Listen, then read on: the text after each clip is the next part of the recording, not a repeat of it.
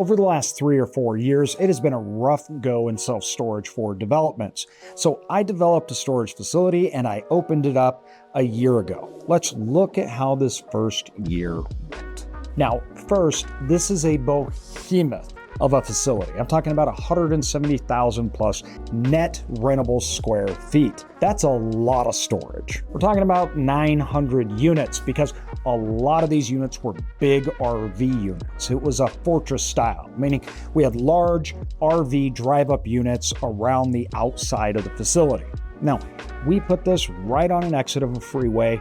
It was 10 acres. It took us a long time to build. And this was right in the middle of the finance crisis when banks started to fail, if you remember back then after COVID. It was really, really difficult. Shortly after that, we had inflation and high interest rates, and we were dealing with all of it. But we had done our homework. We loved this market, but most importantly, the micro location. This location was amazing, and we were confident in it. But we knew we would have to do things differently given the changes in the overall economy and our industry. You see, during that time, this market had seen a drop in occupancy and rates for every year, including the year we opened. It was nerve-wracking, but at the same time, we were confident when we opened, just like we were when we built, because the fundamentals hadn't changed. Now, this was designed specifically for that micro market, and we had worked hard to do rework after rework of our unit mix, trying to make sure that every single unit was picked with a person in mind. We scoured the surrounding area. We went to all the HOAs, we looked at all of the apartment buildings, the local area, and really deep in that 2-mile location. We believed in the market long term, but that doesn't really help you out when you're developing. You need the short term to also work out. And that was the big thing we were looking at. And that short term thesis hadn't changed. Were the achievable rates as high as when we started the project? No, but overall, we made up for a lot of that because the industry had changed, the customers had changed, and we reworked that unit mix. That was actually probably the best thing ever, is that we actually started building after interest rates went up and inflation went up, because we got to see the change. We got to see what customers liked, didn't like, meaning we got to see core demand. So once occupancy and demand dropped, we got to survey the market and see which units were still in really high demand. And we could build specifically to that. Whereas if we would have built literally 8 months prior broke ground and we couldn't change that, we wouldn't have had the opportunity to see the market shift and change. Turned out to be a blessing in disguise. Very fundamental thesis were challenged, like this isn't going to be all climate controlled. In fact, we built a large portion of it drive up in a market where drive up is not readily available. Everyone does climate controlled, and the common belief is that that's not only what people wanted, but they'd pay more for. Well, after the market had changed, we found out due to the low amount of drive-up storage actually maintained rates, and rates went higher when climate-controlled rates went down and occupancy went down. Now that's counterintuitive because climate-controlled units are much more expensive, and they're much more expensive to maintain, so both build and maintain, than drive-up. Yet, we were getting a better square foot rent on the drive-ups that were cheaper to maintain and cheaper to build than climate controlled. So that played off big in our favor. We had also done the research and looked at the amount of purchases per capita of RVs, as well as the total amount per capita that is spent on RVs, which was the highest in the state. In fact, after we'd bought and begun construction, they built an RV dealership right across the street from us, in which we made an agreement with to house their RVs. We also worked heavily with the local neighborhoods and HOAs. We knew the restrictions on RVs, despite this area being one of the highest purchasing per capita as well as the highest amount of RV. These are nice big RVs, would not allow RVs in the neighborhoods, creating a lot of demand for that product type.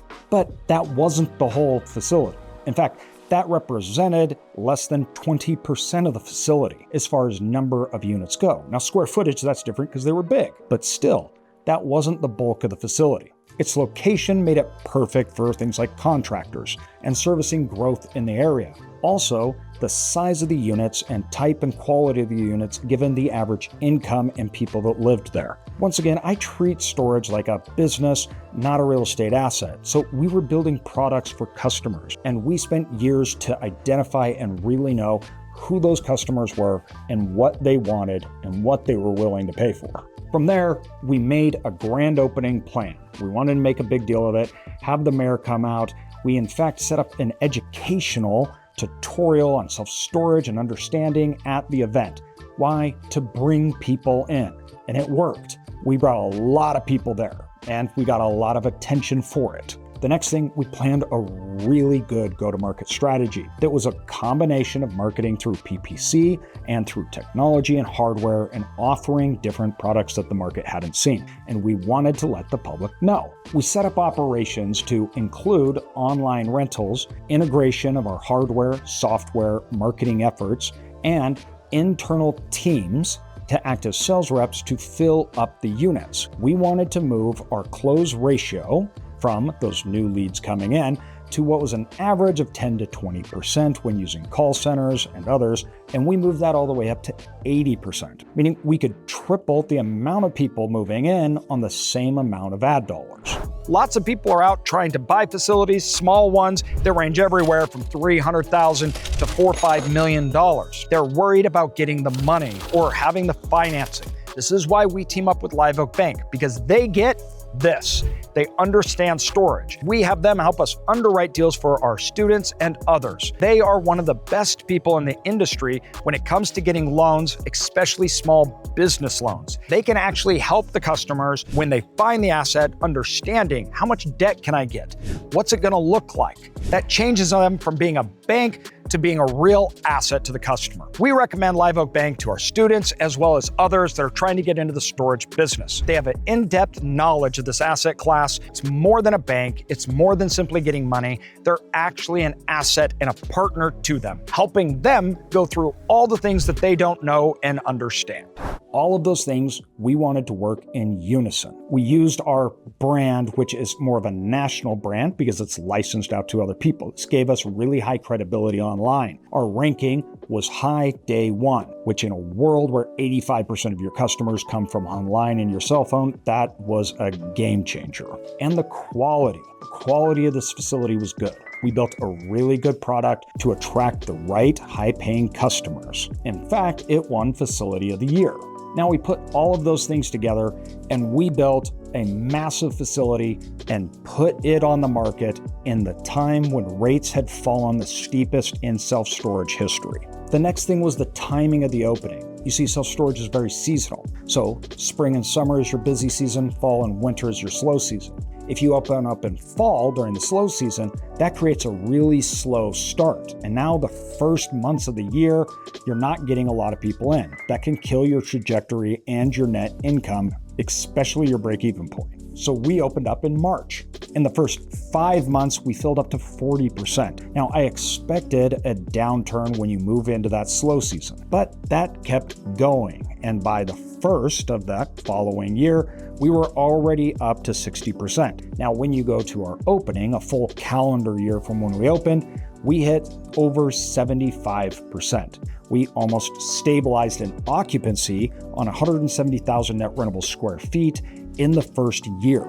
We beat our projections by a full year. Now, that's on occupancy, and you can just give away units and maybe fill it up. But during this time, we also did rental rate increases. The market rental rates dropped by 4% in that year over year. Our facility, we gave an average of a 24% rate increase on almost 300 units. That's in the first 10 months. We had an NOI break-even point by month 9. We had an auto pay enrollment of 99.6%. And we're into the first year and we only went through one busy season. We're going into our second busy season now and more rate increases are going out and have been going out since those rate increases we gave last year. Now, we used the same strategy on another facility that was developed and came out 5 months prior to that one. Same thing. The market rents overall had been down. Occupancy had been down. That facility, first year, we achieved over 60% occupancy and we're giving rental rate increases. Now, we did this by first product, market, product, and then our launch. It's really important that we had our tech, both hardware, software, all aligned. We had good placement online. We had it all integrated, working together.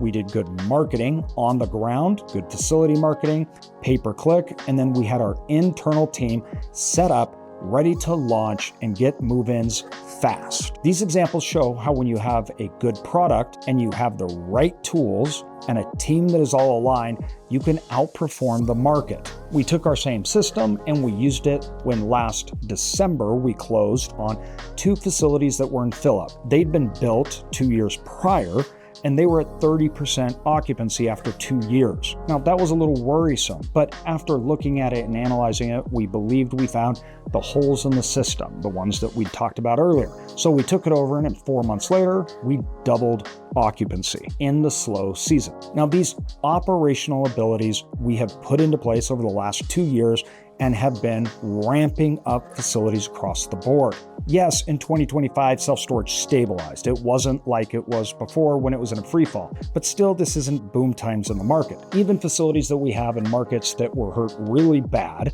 we've taken the same approach. We changed our overall tech format, the integration of it that ties in marketing, the actual physical nature of the facility through use of keyless technology, our online marketing, then our internal operations and team, and focused on sales, and we're able to improve occupancy in all of those as well. Operations have become more important than ever in storage, and the last 4 years proved that. As markets went down over the last 4 years, that makes it really hard to get occupancy and rate increases. And the market isn't rebounding necessarily. It's not jumping. It's not going up, but it did stabilize. And we're starting to see the rebound in 2026. And that's why these kind of things, these operations, the tech system that you're using, making sure it's all integrated, having the right partners, and the right business plan matters more than ever.